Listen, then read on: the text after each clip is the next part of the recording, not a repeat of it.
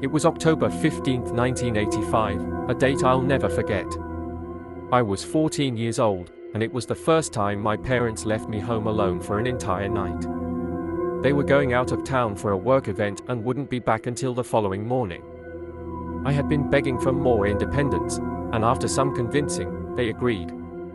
I was excited at first, eager to prove I could handle it. They left at around 5 p.m., just as the sun was setting. I waved them off, watching the car disappear down the street, and then went inside to settle in for the night. The house felt a little too quiet, but I was used to that. Our place was always quiet. We lived in a small, suburban neighborhood where nothing ever happened. Everyone knew each other, and our street was usually dead by 8 p.m. I made myself a frozen pizza and sat in the living room, flipping through channels on the TV. It was just after 7 p.m. when I heard the first noise, a soft knock at the front door. My heart skipped a beat, but I figured it was just a neighbor or someone trying to sell something. I walked over to the door, looking through the peephole. No one was there. I opened the door, feeling a slight chill in the air. I stepped outside, looking around. The street was empty, and all the houses were dark. Most people were probably already in bed or out for the evening. I shrugged it off, thinking maybe I imagined the knock, and went back inside. As the evening wore on, I tried to relax. I turned off the TV around 9 p.m. and went upstairs to my room.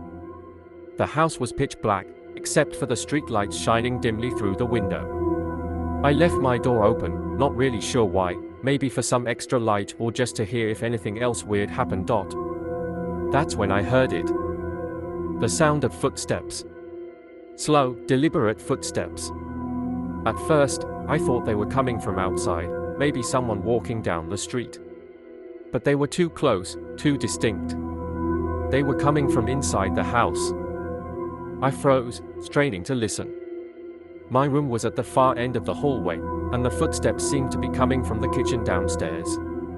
I tried to convince myself it was just the house settling or maybe an animal outside, but deep down, I knew it wasn't. The sound was too clear. Too human. I slid off my bed and crept toward the door, my heart racing. I leaned into the hallway, holding my breath. The footsteps stopped. For a moment, there was nothing but silence. I stood there, listening, waiting. Then, slowly, I heard it again. The unmistakable creak of the floorboards at the bottom of the stairs. Someone was in the house. I panicked. My first thought was to run, but I couldn't move. My legs felt like they were made of lead. I backed up into my room, closing the door as quietly as I could and locking it. My hands were shaking as I backed away from the door, trying to think. I didn't have a phone in my room, and this was 1985. There were no cell phones. The only phone was downstairs, right near the kitchen where the footsteps had started. I stood there, staring at the door, listening to the faint creaks of someone moving through the house. They were walking slowly, almost like they were searching for something. Or someone. The footsteps reached the stairs. I could hear the slow, deliberate steps as they began to climb. One by one, they got closer and closer. My heart was pounding in my ears, my body frozen in fear. Then, the steps stopped. Right outside my bedroom door. I stood perfectly still, barely breathing, my eyes glued to the door handle. I could see the faint shadow of something moving under the door, as if someone was standing right on the other side. My mind raced with 1,000 possibilities, but none of them made sense. Who was in my house? Why hadn't they tried to open the door yet? Waited, counting the seconds. 5, 10, 20. Then, I heard a slow, soft tap on the door. Just one, like a finger lightly knocking. I didn't move. Another tap. And then a whisper, low and raspy, "I know you're in there." The voice sent chills down my spine. It wasn't a voice I recognized. It wasn't Mr. Thompson from next door or any of the other neighbors. It was someone else. Someone who shouldn't have been there.